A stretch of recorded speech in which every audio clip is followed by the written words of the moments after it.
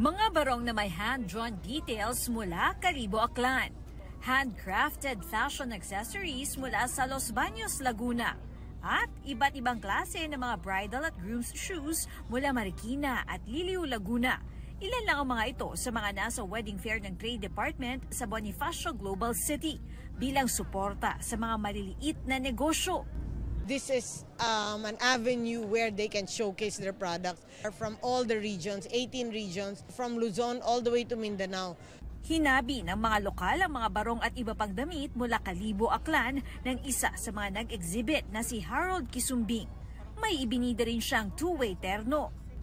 It can be worn two-way, no? Pwedeng ito yung sa harap, pwedeng ito din sa harap. So depende. So medyo binibigyan natin ng option yung buyers para mas mapaglaruan nila kung paano nila isusuot. May events group naman mula sa Laguna na higit pa sa produkto ang ibinida, kundi ang mismong probinsya na maaari raw maging destination para sa mga kasal. Napakahalaga ng suporta ng DTI sa local communities and local tourism. We are here to promote the entire Laguna.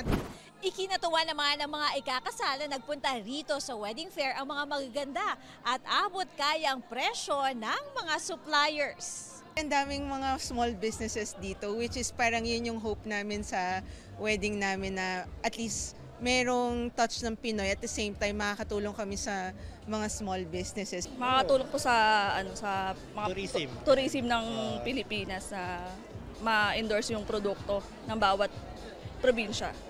Para sa GMA Integrated News, Katrina Son, nakatutok 24 oras.